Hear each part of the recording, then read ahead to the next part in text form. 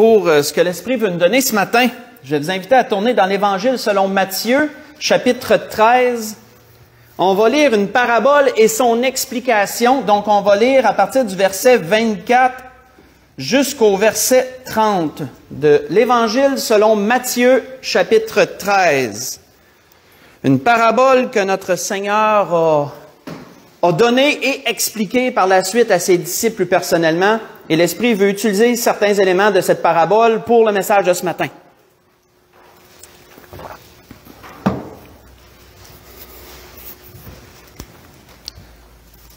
Donc, on voit qu'il nous est dit, il, en parlant de Jésus, leur proposa une autre parabole, parce qu'il y en a plusieurs dans Matthieu 13. Et il dit, « Le royaume des cieux est semblable à un homme qui a semé une bonne semence dans son champ. Mais pendant que les gens dormaient, son ennemi vint, sema de l'ivraie parmi le blé et s'en alla. Lorsque l'ivraie eut poussé et donné du fruit, lorsque l'herbe poussait et donnait du fruit, l'ivraie parut aussi. Les serviteurs du maître de la maison vinrent lui dire, « Seigneur, n'as-tu pas semé une bonne semence dans ton champ? D'où vient donc qu'il y a de l'ivraie? » Et il répondit, « C'est un ennemi qui a fait cela. » Et les serviteurs lui dirent, « Veux-tu que nous allions l'arracher? » « Non, dit-il, de peur qu'en arrachant l'ivraie, vous ne déraciniez en même temps le blé. Laissez croître ensemble l'un et l'autre jusqu'à la moisson, et à l'époque de la moisson, je dirai au moissonneur, arrachez d'abord l'ivraie et liez-la en gerbe pour la brûler, mais amassez le blé dans mon grenier. » Si on saute ensuite au verset 36, on voit que les apôtres sont curieux, ils veulent comprendre un peu la signification plus profonde de cette parabole, parce que souvent les paraboles étaient obscures aux yeux des apôtres. C'était une histoire qu'ils savaient que ça voulait dire des choses, mais ils ne pouvaient pas nécessairement capter les nuances et vraiment ce qu'il voulait dire le Seigneur. Et donc, plus personnellement, on voit que Jésus leur explique. Ses disciples lui ont demandé, explique-nous la parabole de l'ivraie du champ, parce qu'elle les avait marqués, cette parabole-là, qui nous est dit au verset 36. Donc, on voit à partir du verset 37, toujours du même chapitre, l'explication de la parabole qu'on vient de voir. Et Jésus répondit, « Celui qui sème la bonne semence, c'est le Fils de l'homme, en parlant de lui-même. Le champ, c'est le monde. La bonne semence, ce sont les fils du royaume. L'ivraie, ce sont les fils du malin. L'ennemi qui l'a semé, c'est le diable. La moisson, c'est la fin du monde. Les moissonneurs, ce sont les anges. Or, comme on arrache l'ivraie, qu'on la mette et qu'on la jette au feu, il en sera de même à la fin du monde. Le Fils de l'homme enverra ses anges qui arracheront de son royaume tous les scandales et tous ceux qui commettent l'iniquité, et ils les jetteront dans une fournaise ardente où il y aura des pleurs et des grincements de dents. Alors les justes resplendiront comme le soleil dans le royaume de leur Père. Celui qui a des oreilles pour entendre, entende. » On va arrêter ici. Donc, on voit qu'à travers cette parabole, Jésus fait un survol de la création de Dieu. Jésus fait un survol de la création de Dieu jusqu'au jugement de Dieu, d'une façon très large. Et dans ce survol, il compare cette création-ci à un champ. Où Dieu aurait semé une bonne semence, qui est appelée ici le blé, qui est quelque chose de nourrissant, quelque chose qui profite à l'être humain. Et Jésus de comparer ce blé à ceux qui vont accepter le plan de Dieu, qui vont recevoir Jésus comme Sauveur et Seigneur, ceux qui vont accepter l'invitation de Dieu sont comparés au blé dans cette parabole.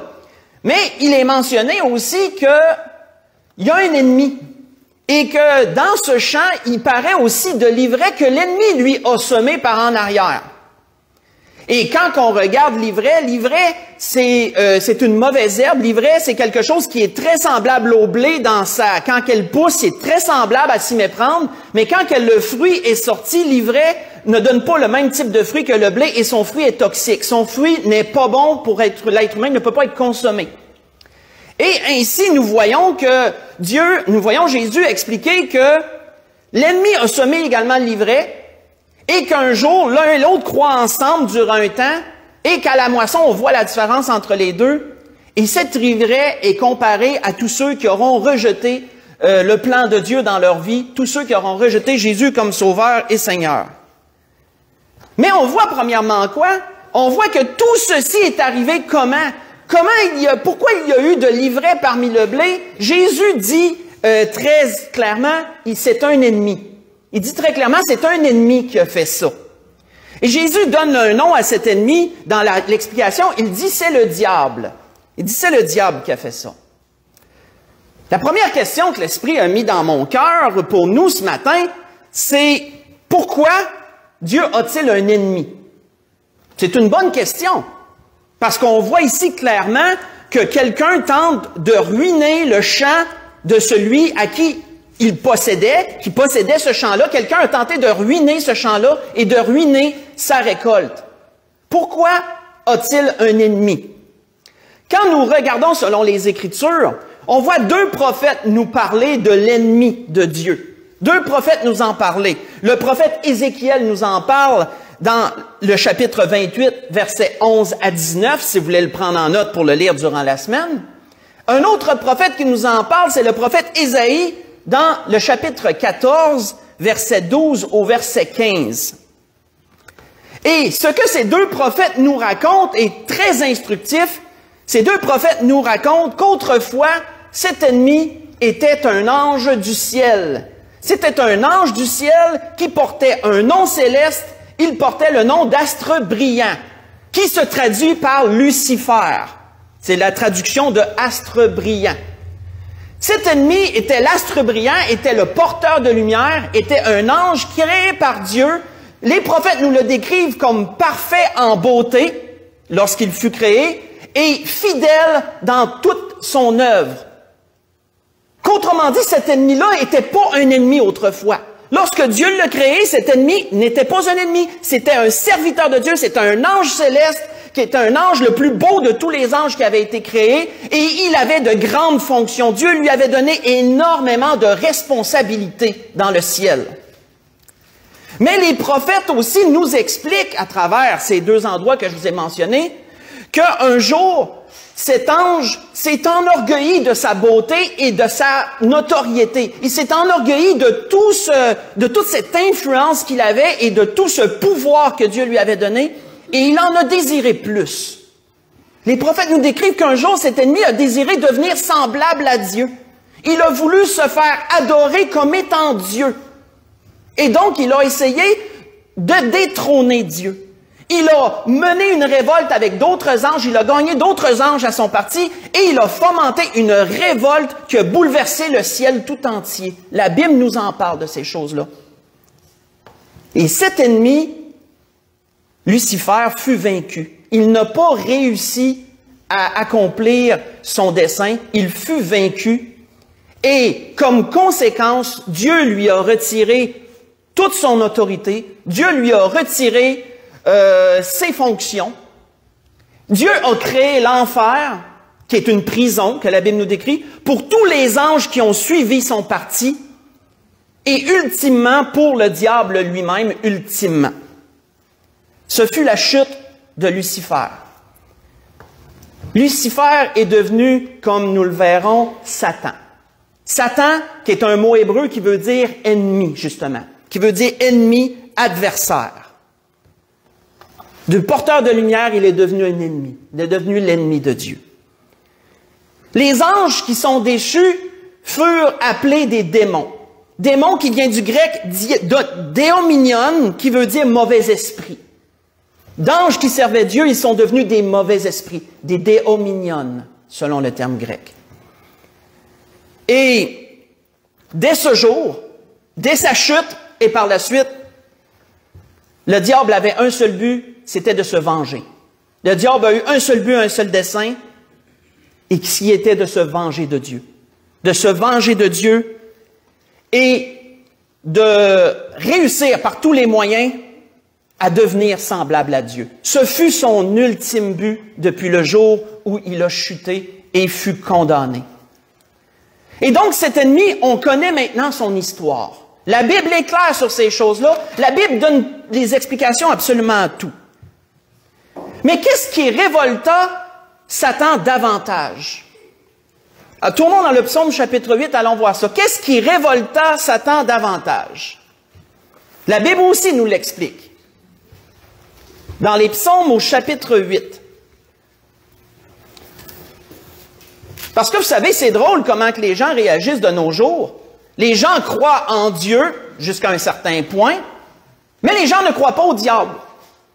Les gens croient qu'il y a un être suprême qui existe, qui a créé toutes choses, parce qu'il y a trop d'évidence que les choses furent créées et qu'ils n'ont pas évolué.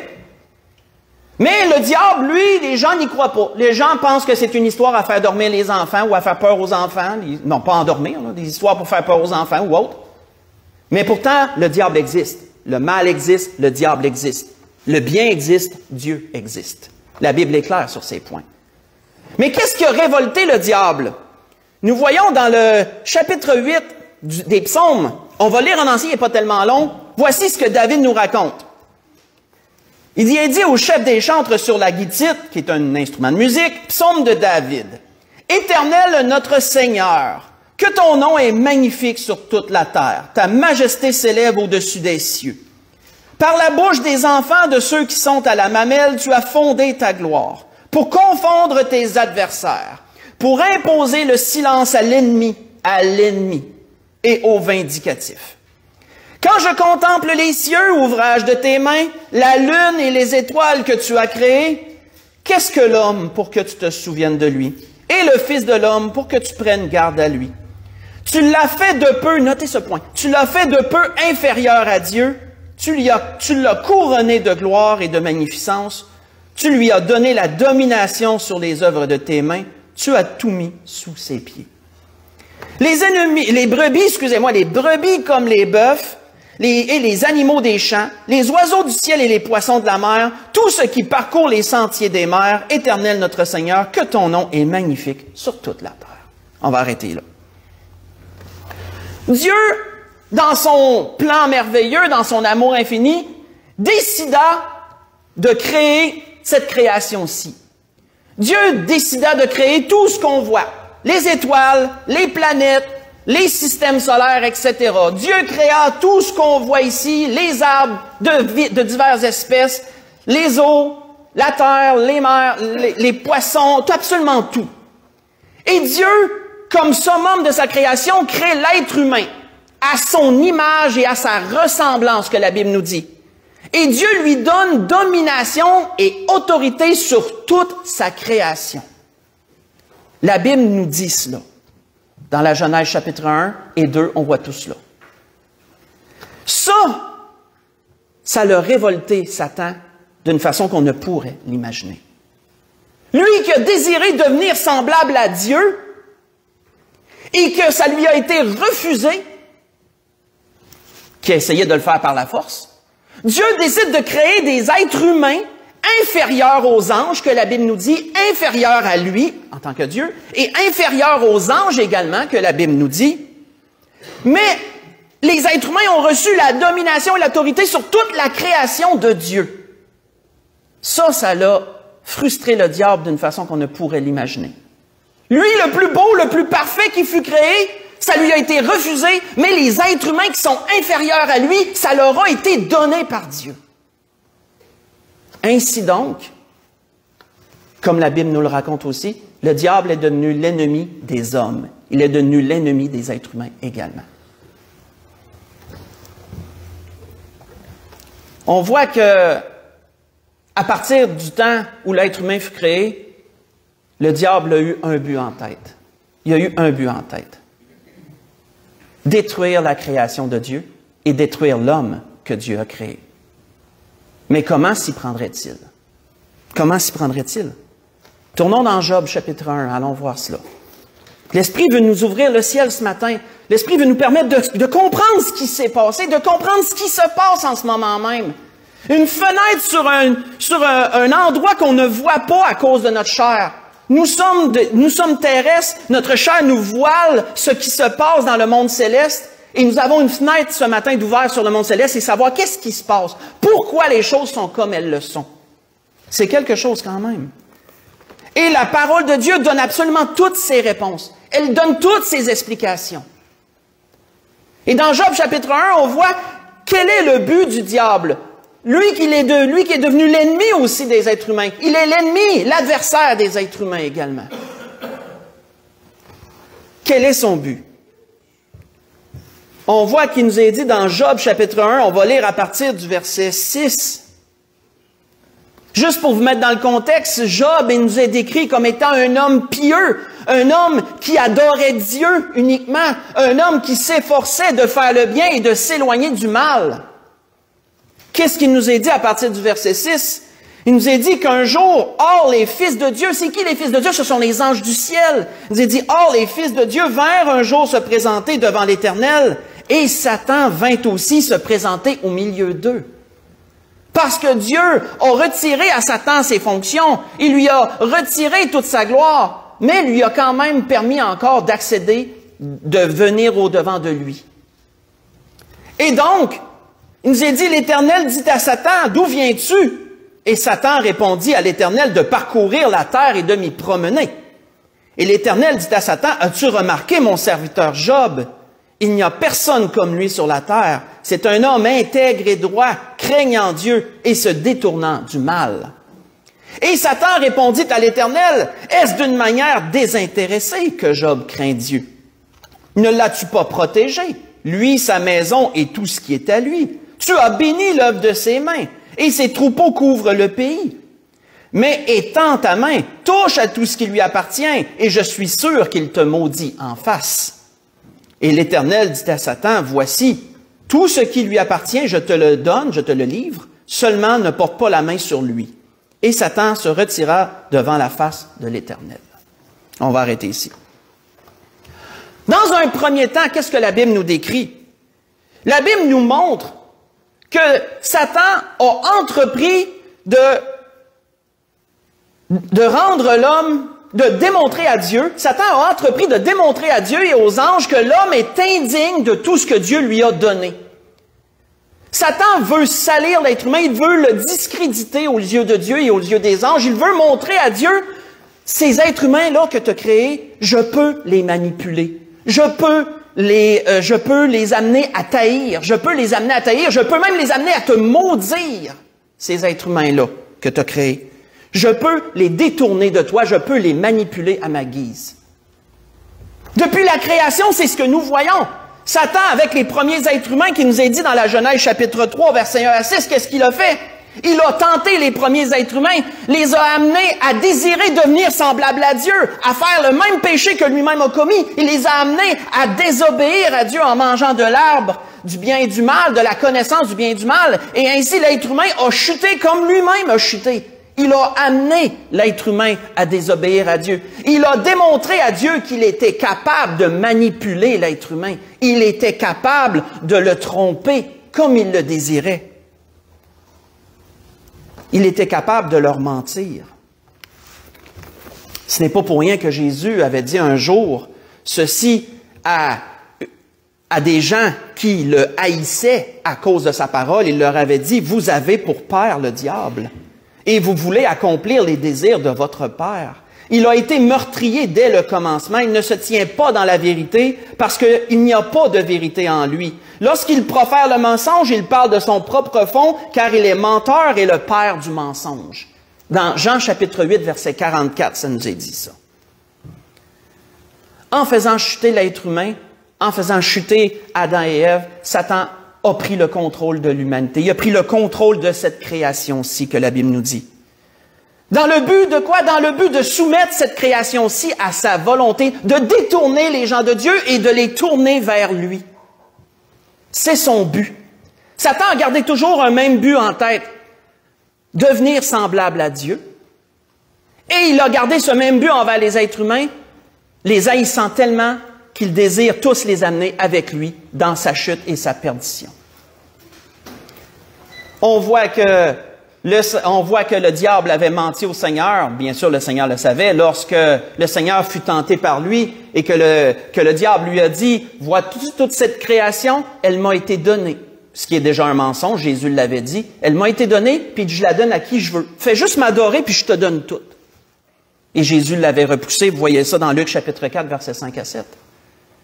C'est pas pour rien que le diable est appelé dans la Bible le prince de ce monde à plusieurs endroits. Il est appelé le prince de ce monde. Entre autres choses, vous voyez ça dans Éphésiens 2, verset 2, entre autres choses. Dès le début, Satan a su corrompre le cœur des êtres humains. Il a su amener l'être humain dans la violence. Il a su amener l'être humain dans la déchéance.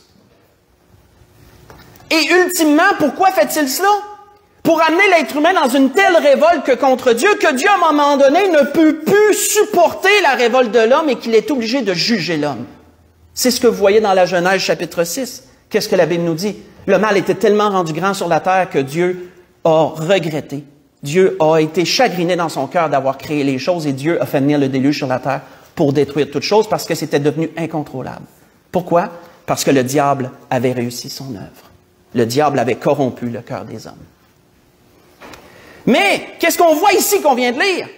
C'est que malgré le fait que Satan, malgré le fait que le diable est capable de détourner le cœur des hommes, qu'il est capable de les manipuler, Satan rencontre quand même des gens qui désirent adorer Dieu. Il rencontre quand même des gens qui désirent servir Dieu fidèlement, qui ne veulent pas aller vers le mal, mais qui veulent aller vers le bien.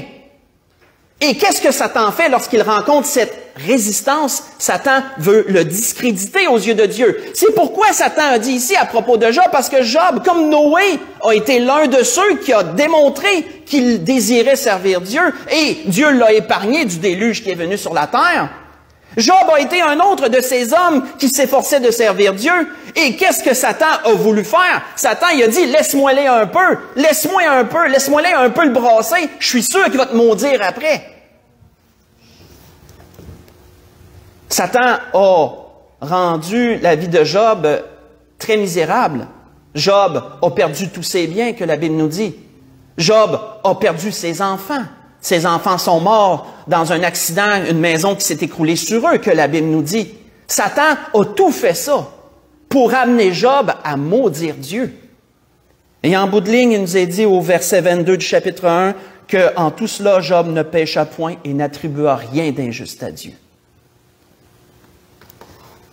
Qu'est-ce que Satan fait dans ce temps-là? Ben, il en remet plus. On ne le lira pas, mais si vous voulez lire pendant la semaine, dans le chapitre 2, versets 1 à 10, vous voyez que Satan encore retourne dans le ciel. Satan se présente encore devant Dieu. Et Dieu lui fait remarquer, il dit, regarde, il dit, il y a des hommes qui veulent m'aimer, qui m'aiment et qui veulent me servir. Qu'est-ce que tu vas faire avec ça? Ben là, Satan dit, hey, attends une minute. Laisse-moi donc toucher à sa chair un peu, là. J'ai touché à ses biens, c'est facile, tu l'as protégé. Laisse-moi donc toucher à sa chair un peu. Puis il dit, il va te maudire en face. Et qu'est-ce que la Bible nous dit? Dieu a dit, je te laisse toucher à sa chair, mais tu n'as pas le droit de toucher à sa vie. Tu n'as pas le droit de le tuer, autrement dit. Et nous voyons quoi? Nous voyons que Satan a provoqué un ulcère malin chez Job, un cancer de la peau, qu'on décrirait de nos jours, et que Job a énormément souffert de cela. Mais en toute chose, Job ne s'est jamais détourné de Dieu. Ainsi, qu'est-ce qu'on voit jusqu'à présent? On voit que Satan, depuis la chute des êtres humains, a déployé, je dirais, toutes ses capacités pour détruire l'humanité que Dieu a créée, pour l'endurcir, pour la révolter contre Dieu. Et ici, Satan rencontre des gens qui désirent servir Dieu, mais qu'est-ce qu'il va faire? Il va s'acharner sur eux. Il va vouloir les discréditer aux yeux de Dieu et des anges. Parce que qu'est-ce que Satan veut prouver? Quel est le point qu'il veut prouver? Il veut prouver à Dieu et à tous les anges qui sont demeurés fidèles à Dieu, voyez ces êtres humains que Dieu a créés. Ils ne sont pas dignes de tout ce que Dieu leur a donné. Ils ne sont pas dignes de toute la gloire que Dieu leur réserve. Ils ne sont pas dignes de ces choses. Et en partie, Satan a pu démontrer cette vérité en partie, puisque beaucoup se sont détournés de Dieu parmi les êtres humains et ont chuté. Mais pourquoi désire-t-il discréditer les êtres humains aux yeux de Dieu comme ça? On voit qu'un autre prophète nous en parle. Faites juste écouter toujours. Un autre prophète nous en parle. Et ce prophète a eu un jour une vision. Encore une vision de ce qui se passe dans le ciel. Et qu'est-ce qu'il nous dit, ce prophète? Il nous dit, il me fit voir Josué, le souverain sacrificateur, qui était un homme qui s'efforçait d'être fidèle à Dieu, debout devant l'ange de l'Éternel, et Satan qui se tenait à sa droite pour l'accuser. Et l'Éternel dit à Satan, que l'Éternel te réprime, Satan, que l'Éternel te réprime. Lui qui a choisi Jérusalem, n'est-ce pas là un tison arraché du feu? Or Josué était couvert de vêtements sales, il se tenait debout devant l'ange. Et l'ange prenant la parole dit à ceux qui étaient devant lui, ôtez-lui ses vêtements sales, Puis il dit à Josué, vois, je t'enlève ton iniquité, je te revêts d'habits de fête. Et je dis qu'on mette un turban sur sa tête, un turban pur. Et ils mirent un turban pur sur sa tête et lui donnèrent des vêtements. L'ange de l'Éternel était là, est-il dit. Vous voyez ça dans Zacharie chapitre 3, versets 1 à 5. Cette vision céleste démontre que si Satan veut discréditer l'être humain, c'est pour être capable de l'accuser devant Dieu. C'est pour être capable de démontrer à Dieu et aux anges, comme j'ai mentionné, combien l'être humain n'est pas digne de ce que Dieu lui a donné. L'être humain est faible, l'être humain est manipulable. Ce n'est pas pour rien qu'il fut appelé le diable. Parce que savez-vous que le diable, en grec, veut dire diabolos, qui veut dire calomniateur. Un calomniateur, c'est quelqu'un qui atteint à la réputation de quelqu'un. C'est quelqu'un qui désire salir la réputation de quelqu'un d'autre. C'est pourquoi il est appelé le diable. Mais dans toutes ces choses, Dieu, depuis la chute de l'humanité, n'avait pas été dépassé par ces événements-là. La Bible nous dit que depuis la chute de l'humanité, Dieu avait un plan. Dieu avait déjà d'avance dans sa préscience un plan. Un plan pour rétablir l'équilibre. Un plan pour déjouer cette entreprise du diable. Il avait un plan pour restaurer la relation, pour restaurer chacun des êtres humains dans sa relation avec lui. Ça nous est dit dans Genèse chapitre 3, verset 15, ça. Ce plan allait permettre de rééquilibrer les choses, de rétablir l'équilibre. Et quel est ce plan? Quel est l'accomplissement de ce plan? Vous vous en doutez, mais tournons ensemble dans 1 Jean 2. Allons voir quel est l'accomplissement de ce plan. Dans 1 Jean chapitre 2, quel est l'accomplissement de ce plan? Ce que nous voyons ce matin, ce ne sont pas des choses que vous entendrez souvent parler.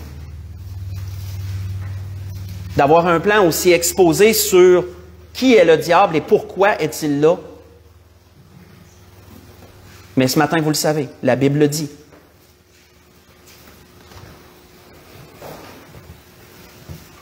Dans 1 Jean chapitre 2, si on lit le verset 1 et 2 ensemble, on s'en va vers la conclusion, mais on a encore ce point à voir. On voit que Jean nous dit ceci en parlant à tous ceux, en parlant à des gens qui avaient reçu Jésus comme leur Sauveur et Seigneur. Il dit, « Mes petits enfants, je vous écris ces choses afin que vous ne péchiez point, que vous ne désobéissez pas à Dieu, en d'autres mots, que vous n'alliez pas vers le mal. Et si quelqu'un a péché, nous avons un avocat auprès du Père, Jésus-Christ le juste. Il est lui-même une victime expiatoire pour nos péchés, non seulement pour les nôtres, mais aussi pour ceux du monde entier. » On va arrêter ici. Jésus est la réponse pour déjouer le plan de Satan. Dès la Genèse, Dieu avait annoncé qu'un jour, son Fils viendrait donner sa vie ici-bas et que par son sacrifice, il écraserait la tête du serpent. Que par son sacrifice, il enlèverait au diable sa puissance et permettrait à nouveau que le ciel soit accessible à tous ceux qui désiraient venir à lui. Jésus est venu ici-bas. Satan a tout fait pour l'empêcher d'accomplir son œuvre, voulant le tuer à l'âge de 2 ans, en faisant sacrifier des milliers d'enfants à l'âge de 2 ans pour essayer de le tuer. Il n'a pas réussi. Durant tout son ministère, Satan a été là pour l'agresser de toutes les façons possibles. La Bible nous le démontre dans les évangiles. Et en bout de ligne, Satan a voulu le faire mourir à la croix parce qu'il pensait « je vais le vaincre de cette façon-là, il va vomir, il va mourir, ça en sera terminé. » Mais non, Satan a été déjoué parce qu'en faisant mourir Jésus-Christ à la croix, ce fut le sacrifice parfait qui a rétabli l'équilibre totalement. Parce qu'à travers son sacrifice, l'humanité avait dorénavant un accès auprès de Dieu. Et ça, Satan ne l'avait pas vu venir. Il ne l'avait pas vu venir du tout. Ça l'a complètement déjoué ses plans. Et là, il est en mode récupération et en mode rattrapage. Jusqu'à temps que finalement Dieu s'occupe de lui. Il nous est dit ici que Jésus est un avocat pour ceux qui viennent à lui. Et c'est intéressant ce terme parce qu'avocat vient du mot grec paraklétos qui veut dire convoquer, appeler aux côtés ou appeler à l'aide. En d'autres mots, ça se dit de quelqu'un qui plaide la cause d'une autre personne. Un avocat, somme toute. Satan est diabolos, il est le diable, il est le calomniateur, il est celui qui accuse et qui s'allie. Et Jésus est le paraklétos, il est celui qui protège, il est celui qui plaide la cause. Ainsi, auprès de Dieu, il y a une contrepartie. Lorsque Satan vient accuser, il y a une contrepartie pour réfuter les accusations.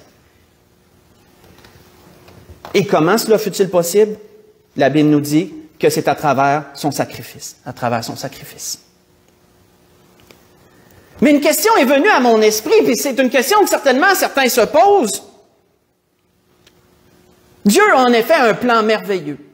Dieu a en effet accompli vraiment des choses extraordinaires.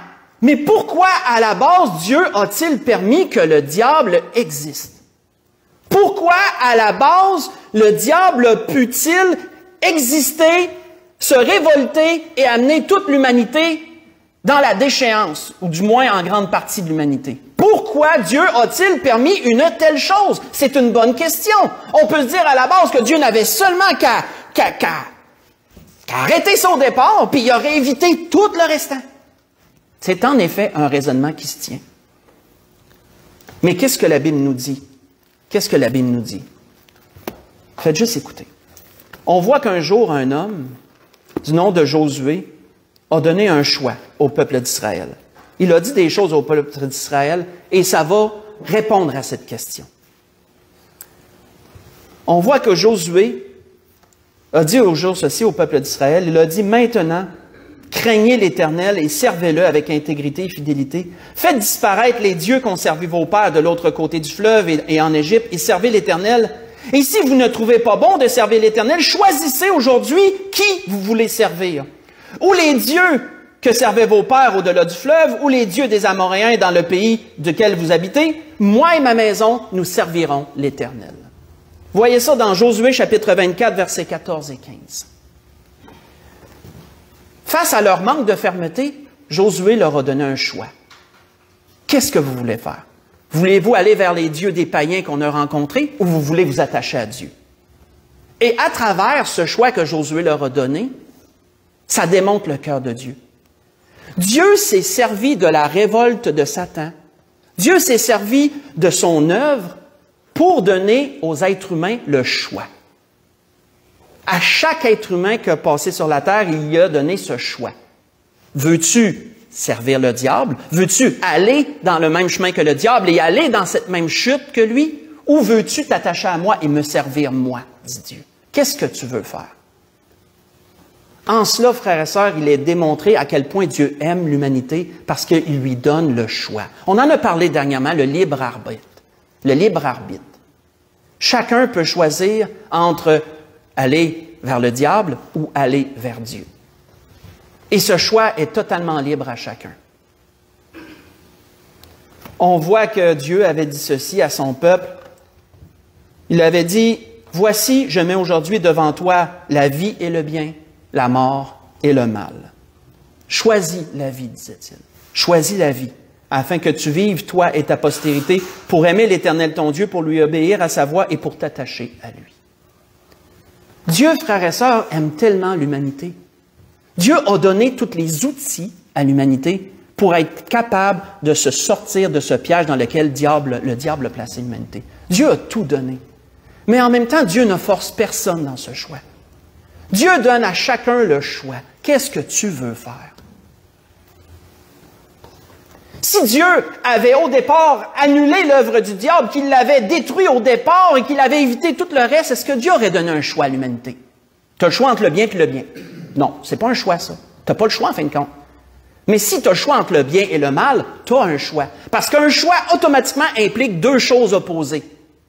En psychologie, là, si vous n'avez fait moindrement, vous comprenez ça. Un choix implique deux choses opposées. Tu ne peux pas avoir un seul choix et dire que tu as un choix. Tu n'en as pas de choix. Et Dieu n'est pas comme ça. Dieu n'impose pas un choix. Dieu donne un choix. Le diable, lui, n'a pas donné le choix à personne. Il a entraîné l'humanité dans la chute. Il n'a pas donné le choix à personne. Parce qu'il a amené toute l'humanité à tomber en disgrâce devant Dieu et à perdre leur relation avec Dieu, à s'en aller sur le chemin de l'enfer. Le diable n'a pas donné le choix à personne, lui. Parce qu'il est comme ça. Le diable ne veut pas donner le choix. Le diable prend, lui. Jésus disait que c'est un ennemi qui vient pour égorger et détruire, pour voler, égorger et détruire. C'est ça qui fait le diable. Le diable n'aime pas l'humanité. Le diable rejette l'humanité. Le diable, lui, il veut dominer l'humanité par la force. Il veut amener tous les hommes par la force à venir à lui, par toutes les ruses qu'il connaît, par tous les moyens qu'il a pour le faire. Dieu, lui, veut amener les gens à lui en toute liberté. En toute liberté, avec amour, et il donne chacun le choix de faire ce qu'il veut. La Bible nous dit que le diable a temporairement réussi son œuvre. Le diable a temporairement réussi à prendre cette création par la force, mais c'est temporaire. Il viendra un jour où Dieu va venir ici-bas à travers son Fils qui va revenir pour régner en gloire sur la terre et pour enlever au diable ce choix, cette autorité qu'il a, cette usurpature qu'il a fait. Dieu va régler ce cas-là. Mais en attendant, chacun a le choix. Satan a amené tous les hommes à être privés de la gloire de Dieu, comme il nous est dit dans Romains 3, verset 23. Et Dieu, à travers Jésus-Christ, a amené tous les hommes à retrouver cette relation et avoir le salut et la vie éternelle. Il nous est dit dans Romains 3, verset 24. Et c'était ce que l'Esprit voulait nous dire ce matin. Ce fut un peu plus long, mais on a pu voir ce matin un message que vous n'entendrez pas souvent. Une fenêtre sur le ciel qui démontre qu'est-ce qui se passe. Quelle est la guerre qui se passe présentement ici-bas, sans même que vous la voyez de vos yeux. Vous la voyez, vous voyez des effets.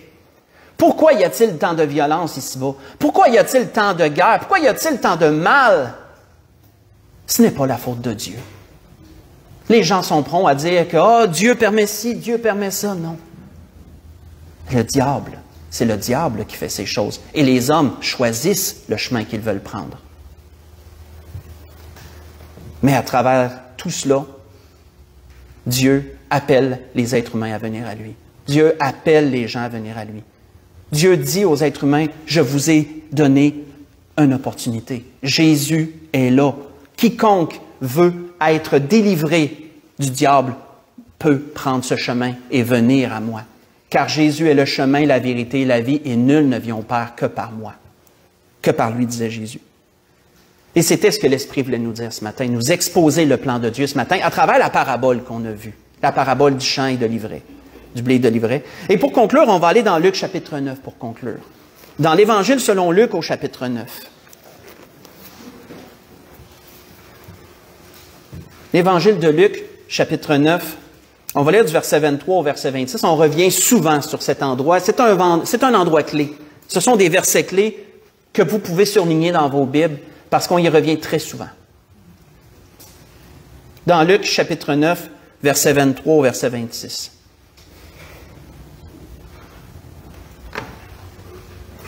Il nous a dit quoi? Il nous a dit, puis il, en parlant de Jésus, dit à tous, « Si quelqu'un veut venir après moi, qu'il renonce à lui-même, qu'il se charge chaque jour de sa croix et qu'il me suive. Car celui qui voudra sauver sa vie la perdra, mais celui qui la perdra à cause de moi la sauvera. Que servirait-il à un homme de gagner tout le monde s'il se détruisait ou se perdait lui-même? Car quiconque aura honte de moi et de mes paroles, le Fils de l'homme aura honte de lui, quand il viendra dans sa gloire et dans celle du Père et des saints anges. Je vous le dis en vérité, quelques-uns de ceux qui sont ici ne mourront point qu'ils n'aient vu le royaume de Dieu. » Ça, c'était à cause de la transfiguration par la suite. Mais qu'est-ce qu'on voit ici? On conclut sur ces paroles, mais elles nécessitent quand même un minimum d'explication. Jésus disait ici que ceux qui décident de rejeter l'appel de Dieu décident de profiter de leur vie présentement. Ce qu'ils veulent, en d'autres mots, ceux qui rejettent l'appel de Dieu, comme Jésus disait, celui qui voudra sauver sa vie, c'est quoi que le Seigneur voulait dire par là? C'est celui qui ne voudra pas considérer Dieu en rapport avec sa vie. Celui qui va vouloir vivre sa vie sans aucune entrave et sans aucune considération pour Dieu. Autrement dit, celui qui va décider de choisir la voie du diable, de choisir la rébellion, qu'est-ce qui va arriver? Il va profiter de la vie. Il va profiter de la vie dans tout ce que la vie a à offrir. Plein d'opportunités peuvent s'ouvrir à lui de tout genre et de toute façon. Mais qu'est-ce qui est dit? Ultimement, il perdra sa vie ultimement. Pourquoi? Parce que lorsqu'il va mourir, il y aura le jugement en bout de ligne. Et ce jugement sera qu'il a choisi la voie du diable et il héritera du même résultat que le diable. Mais celui qui aura perdu sa vie, ça veut dire quoi? Celui qui va avoir décidé de soumettre sa vie à Dieu, celui qui va avoir décidé de donner sa vie à Dieu, de dire, j'accepte Jésus comme mon Sauveur et Seigneur, je donne ma vie à Dieu, je donne l'autorité à Dieu sur ma vie, qu'il dirige ma vie, qu'il dirige mes pas, qu'il dirige mes choix. Celui-là va perdre, entre guillemets, sa vie, dans le sens qu'il va se restreindre dans beaucoup de choses. Pourquoi? Parce qu'il va prendre la part de Dieu, il va vouloir faire sa volonté de Dieu. Mais en bout de ligne, qu'est-ce qu'il est dit? Il va retrouver sa vie. Pourquoi? Parce qu'en bout de ligne, il évite le jugement du diable et il a accès à la vie éternelle. C'est ce que Jésus disait. Et ainsi s'accomplit la parabole qu'on a vue de l'ivraie du blé. Jésus avait dit quoi dans son explication? L'ennemi est venu, il a semé de l'ivraie, et l'un et l'autre ont grandi ensemble. Parmi toute l'humanité, dans chaque ville, dans chaque village, dans chaque pays, dans chaque région, vous avez des gens qui rejettent Dieu et des gens qui servent Dieu. L'un et l'autre sont ensemble dans ce monde, et l'un et l'autre vont travailler ensemble et ont toutes les mêmes opportunités ensemble. Mais en bout de ligne, il y aura une distinction. En bout de ligne, il y aura une distinction. Et vous savez, dans ces choses, il n'y a pas de parti neutre. Personne ne peut dire, ben moi, je veux ni Dieu ni le diable. Moi, je veux être entre les deux. Non. Il n'y a pas de parti neutre. Jésus disait que celui qui n'est pas pour moi est contre moi. Automatiquement, si tu rejettes Jésus, automatiquement, tu empruntes le chemin du diable. Soit volontairement ou soit involontairement, le résultat est le même. Automatiquement, si tu rejettes Jésus, tu empruntes le chemin du diable. Automatiquement. Malgré toi, tu deviens de l'ivraie, en d'autres mots. Mais si tu décides d'accepter Jésus comme ton sauveur, tu deviens du blé. Tu deviens du blé. Et ainsi, tu seras utile à Dieu dans ta vie. Et ultimement, tu auras la vie éternelle. Notre choix nous appartient et notre choix révèle si nous sommes du blé ou si nous sommes de l'ivraie. Et c'était ce que l'Esprit voulait nous dire ce matin.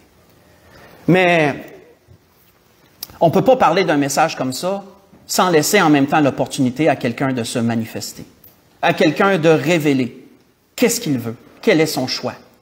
Et nous donnerons encore ce matin cette opportunité. Si quelqu'un veut être du blé, si quelqu'un dit « Moi, non, moi je ne veux pas de cette révolte, je ne veux pas aller vers le diable, je veux aller vers Dieu. » Reçois Jésus comme ton Sauveur et Seigneur dans ton cœur. Viens le confesser devant l'Église. Entre dans les eaux du baptême, prends ta place dans l'Église et sers le Seigneur. Voilà le chemin qui est devant toi. Le choix appartient à tous. Mais pendant ce chant, je vais me tenir en avant et la possibilité sera là. Si quelqu'un veut accepter le Seigneur comme son Sauveur, il a juste à venir me voir. À venir me voir et confesser ce choix. Le choix est à tous. C'était ce que l'Esprit voulait nous donner ce matin. On peut y aller avec un dernier cantique.